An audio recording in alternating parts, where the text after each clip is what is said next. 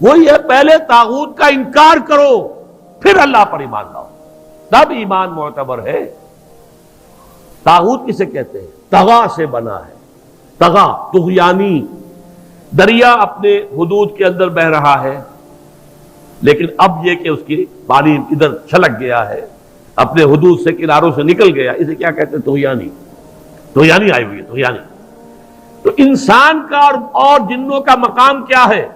وما خلقت الجن والانس الا لیعبدون، میں نے نہیں پیدا کیا جنوں اور انسانوں کو مگر اس لیے کہ میری بندگی کریں۔ جو حد بندگی سے تجاوز کرے گا وہ طاغوت ہے۔ لا اکراہ فی الدین قد تبین الرشد من الغی، سعادت اور رشد اور ہدایت کا راستہ بالکل واضح ہو چکا ہے کج راستوں سے۔ غی ہے جسے غوا بنا ہے، غوا گمراہ ہو جانا، اغوا کا لفظ بنتا ہے گمراہ کر دینا کسی کو، تو یہ غی ٹیڑھ کجی صحیح راستے سے ہٹ جانا۔ قد تبین الرشد من الغی، اچھا اس کی وجہ کیا ہے؟ یہ دعویٰ کیوں ہو رہا ہے کہ ذہن میں رکھیے، یہ ہے سورہ بقرہ، یہ نازل ہوئی ہے مدنی دور میں، 2/3 قرآن جو ہے وہ ہے مکی جو نازل ہو چکا ہے۔ گویا کہ قرآن مجید کی ان صورتوں نے بالکل دودھ کا دودھ پانی کا پانی جدا کر دیا، حق اور باطل میں اب کوئی اشتباہ نہیں رہا، کسی نیک نیت انسان کے لیے تو کوئی اشتباہ نہیں ہے، حق علیحدہ باطل علیحدہ، لیحق الحق ویبطل الباطل، تاکہ حق کا حق ہونا ثابت ہو جائے، باطل کا باطل ہونا ثابت ہو جائے، اور یہ ہو چکا ہے۔ قد تبین الرشد من الغی، ہدایت کا راستہ واضح اور ممیز ہو چکا ہے کجی اور گمراہی کے راستے سے۔ فَمَن يَكْفُرْ بِالطَّاغُوتِ وَيُؤْمِن بِاللَّهِ فَقَدِ اسْتَمْسَكَ بِالْعُرْوَةِ الْوُثْقَىٰ لَا انفصام لَهَا وَاللَّهُ سَمِيعٌ عَلِيمٌ۔ تو جو شخص بھی طاغوت کا کفر کرے گا، انکار کرے گا، طاغوت کے خلاف بغاوت کرے گا اور ایمان لائے گا اللہ پر، یہ اہم ترین مقام ہے اس اعتبار سے کہ جیسے میں نے اس سے پہلے بھی دیکھا، لا الہ الا ہو، لا الہ پہلے ہے، الا ہو بعد میں آتا ہے، نفی اس بات، اسی لیے بعض جو ہمارے سلسلے تصوف کے ہیں اس میں جو ذکر ہوتا ہے لا الہ الا اللہ، اسے نفی اس بات کا ذکر کہتے ہیں، لا الہ الا اللہ، الا پر وہ ضرب لگاتے ہیں قلب کے اوپر، جس سے ایک خاص قسم کی کیفیت پیدا ہوتی ہے، ایک نفسیاتی کیفیت حاصل ہوتی ہے۔ تو پہلے نفی ہے پھر اس بات، وہی ہے پہلے طاغوت کا انکار کرو پھر اللہ پر ایمان لاؤ، تب ایمان معتبر ہے۔ طاغوت کسے کہتے ہیں؟ طغا سے بنا ہے، طغا طغیانی، دریا اپنے حدود کے اندر بہ رہا ہے، لیکن اب یہ کہ اس کی پانی ادھر چھلک گیا ہے، اپنے حدود سے کناروں سے نکل گیا، اسے کیا کہتے ہیں؟ طغیانی، طغیانی آئی ہوئی ہے، طغیانی۔ تو انسان کا اور جنوں کا مقام کیا ہے؟ وما خلقت الجن والانس الا لیعبدون، میں نے نہیں پیدا کیا جنوں اور انسانوں کو مگر اس لیے کہ میری بندگی کریں۔ جو حد بندگی سے تجاوز کرے گا وہ طاغوت ہے، چاہے وہ ایک فرد ہو، کوئی ادارہ ہو، کوئی ریاست ہو۔ میں نے یہ 3 چیزیں گن دی ہیں۔ انفرادی حیثیت سے میں اپنے حد بندگی سے تجاوز کرتا ہوں، اگر زندگی آمد برائے بندگی، زندگی بے بندگی شرمندگی، اگر میں حد بندگی سے تجاوز کر گیا تو میں طاغوت ہوں۔ کوئی ادارہ آپ نے بنایا ایسا جس میں لمیٹیشن نہیں ہے اللہ کے احکام کی، بلکہ اس کے اندر آپ نے اپنی اتھارٹی جو ہے وہ بڑی مطلق رکھی ہوئی ہے، طاغوت ہے۔ ریاست آپ نے قائم کی، حاکمیت عوام کے لیے یا حاکمیت کسی ایک خاندان کے لیے، وہی طاغوت ہے۔ اس کی نفی، اس کا انکار، اس کے خلاف بغاوت کر کے ایمان لاؤ گے تو ایمان معتبر ہے۔ اور اگر طاغوت سے دوستی بھی چل رہی ہے، طاغوت کی چاکری بھی ہو رہی ہے، طاغوت کے ساتھ تعاون، حال یہ ہے کہ حضور فرماتے ہیں من مشى مع فاسق ليقويه فقد اعان على هدم الاسلام، جو شخص کسی فاسق و فاجر انسان کے ساتھ چلے اسے تقویت پہنچانے کے لیے، اس نے اسلام کی عمارت کو جڑوں سے کھودنے میں مدد کی، منہدم کرنے میں مدد کی۔ من مشا صرف چلنا، آپ کسی کے ساتھ چلتے ہیں تاکہ تقویت اسے ہو جائے، لوگوں کو معلوم یہ بھی ان کے ساتھ ہے۔ من مشا مع فاسقن، فاسق کافر بھی نہیں، فاسق ہو، لیقویہ، تاکہ اسے تقویت پہنچائیں، فقد اعان علی ہدم الاسلام، اسلام کی عمارت کو جڑوں سے کھود کر گرانے میں مدد کی۔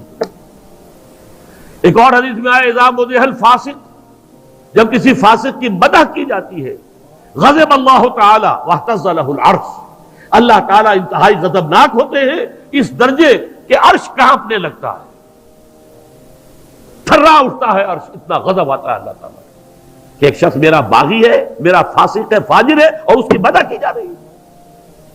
اب اس کی روشنی میں آپ اپنے طرز عمل کا جائزہ لیجیے، لگے ہوئے ہم اسی نظام کی چاکری میں، اسی نظام کو تقویت پہنچانے میں۔ کہاں ہے اللہ کے ساتھ؟ ان سے ہم نے کہاں بغاوت کی؟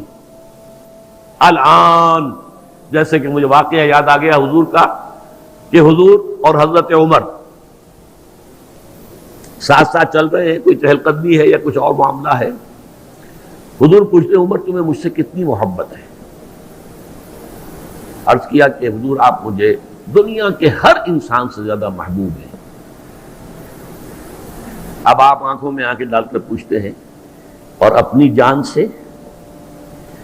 اب ایک تو اندازہ کیجئے کہ یہ سوال کسی ایسے شخص سے نہیں کیا جا سکتا جس سے ذرا بھی بال برابر بھی بودھ ہو دل میں، تو خالص وہ بہت ہی مقرب ہوگا، اسی سے یہ بات کہی جائے گی۔ اپنی جان سے؟ تو حضرت عمر نے تھوڑا سا توقف کیا، پھر عرض کیا ہاں اب میں کہتا ہوں کہ آپ مجھے میری جان سے بھی زیادہ عزیز ہیں۔ فرمایا الآن، اب پہنچے ہو تو اس مقام پر کہ جہاں ہونا چاہیے۔ تو الآن والا معاملہ یہ ہے کہ انسان تن من دھن اپنی زندگی ہر شے لگا دے طاغوت کے خاتمے اور حق کے غلبے کے لیے۔ وہ ہے جہاں سے بات شروع ہوئی تھی، لگا دو، کھپا دو، صرف کر دو۔ یا ایھا الذین آمنوا انفقوا مما رزقناکم من قبل ان یاتی یوم لا بیع فیہ ولا خلۃ ولا شفاعۃ والکافرون هم الظالمون۔ اس روش کو اختیار کرنے سے انکار کرنے والے ہی تو کافر اور ظالم اور مشرک ہیں اور کون ہیں۔ تو اپنے ایمان کو آپ تول لیجئے کہاں کھڑے ہیں، طاغوت کے ساتھ آپ کی روش کیا ہے۔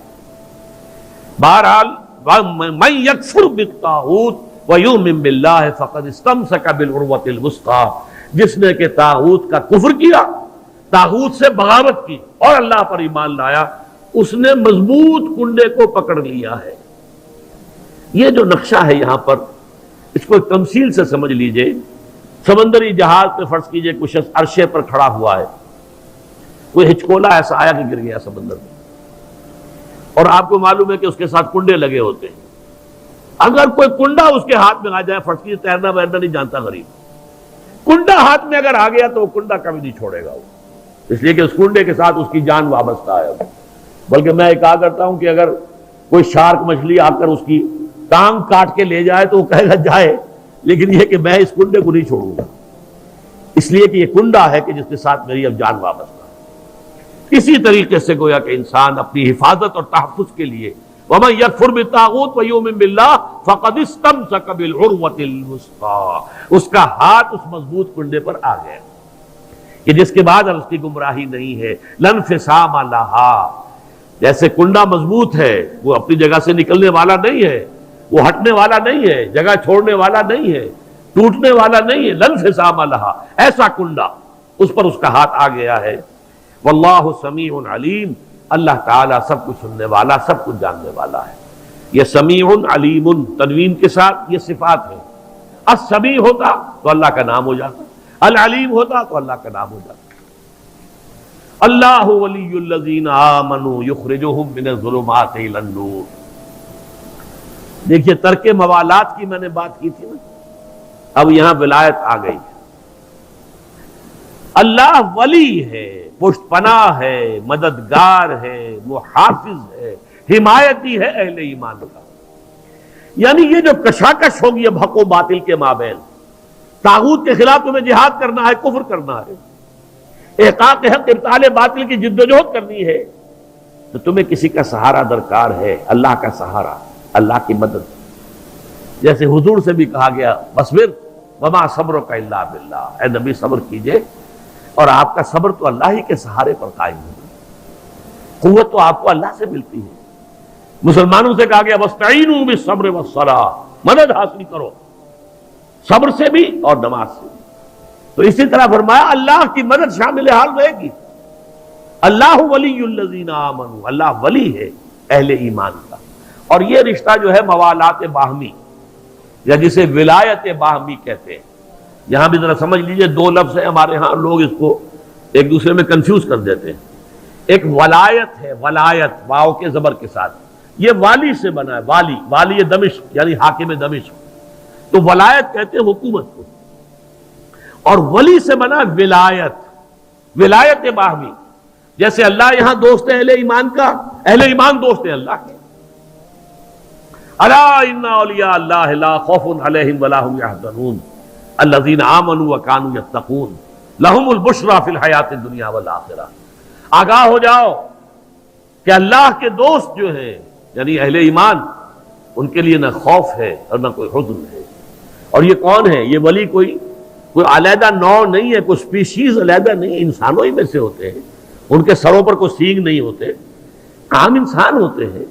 البتہ کیا؟ الذین آمنوا وکانوا یتقون، ایمان اور تقوی، ایمان لائے اور ایمان حقیقی، اور تقوی ہے انہیں پش کر رہا ہے. ثم اتقوا وآمنوا ثم اتقوا واحسنوا واللہ یحب المحسنین. یہ ایمان اور تقوی ہے تو وہی اللہ کا ولی ہے. الا ان اولیاء اللہ لا خوف علیہم ولا هم يحزنون الذین آمنوا وكانوا يتقون لهم البشرى فی الحیات الدنیا والآخرہ. ان کے لیے تو بشارتیں ہی بشارتیں ہیں دنیا کی زندگی میں بھی اور آخرت میں بھی. تو وہ ہے ولایت، اللہ کے بندے اللہ کے ولی ہے صاحب ایمان. یہاں اللہ ولی ہے اہل ایمان. جو بھی وہ طاغوت کے خلاف جد و جہد کریں گے، کشاکش کریں گے، محنت کریں گے، انفاق جان و مال کریں گے، انفاق مال اور بذل نفس کریں گے، وقت خرچ کریں گے، اپنی قوتیں لگائیں گے، جان و مال کے اوپر خطرات مول لیں گے، اپنی اولاد کو انویسٹ کریں گے، تو اللہ تعالیٰ ان کی مدد کرے گا، پشت پناہ ہوگا قدم قدم پر.